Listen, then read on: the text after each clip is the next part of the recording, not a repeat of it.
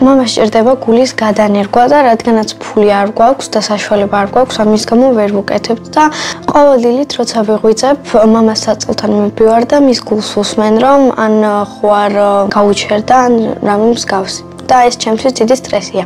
ყოველთვის იმის შიშით ვიღვიძებ, რომ მამა ხო ცოცხალია, ხომ კარგად არის. მამა რომ ცოცხალი არ იყოს, მე არ ვიცი როგორ ვიცოცხლებ. ცოტა ფული მქონა შეგროვებული, ზამთრის თბილი ქურთუკი მინდოდა მეყიდა, მაგრამ ვერ გამიმეტე და რაც ფული მქონა შეგროვებული, მამასთვის წამლები ვიყიდე. ძალიან ტკივა, მაგრამ იმდენად ვერ აღწერს, როგორც ტკივა და არ უნდა რომ ძალიან გვანერვილოს ჩვენ. და მაგის გამო მით უფრო მეტად განვიცდი. ადამიანის სიცოცხლე არის ფულზე დამოკიდებული. არ გვაქვს იმის საშუალება, რომ მამას უმკურნალოთ. მამას 2 კილოს მეტი საწევა არ შეუძლია თავის ჯანმრთელობის გამო და როცა ვხედავ, რომ სხვისი მამები ასე ჯანმრთელები არიან, მე ძალიან მინდება ეს.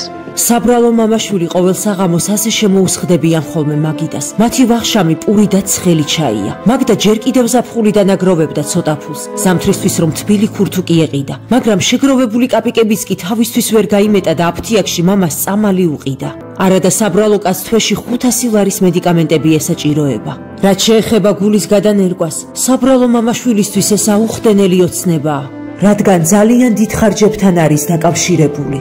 ამის მიუხედავად გოგონას იმედის ნაპერწკალი მაინც შემორჩა. დიახ, მაგდას თქვენი იმედი აქვს, კეთილო ადამიანებო. არ დავტოვოთ ბავშვი მარტო მისი ცხოვრების ყველაზე რთულ გზაზე. კეთილო ადამიანებო, ვინც ამ ვიდეოს უყურებთ, თქვენი იმედი მაქვს, არ გავგწევთ მე და მამა. გადარიცხეთ ნებისმიერი თანხა ჩერნოვეცკის ფონდის ოფიციალური საიტის მეშვეობით.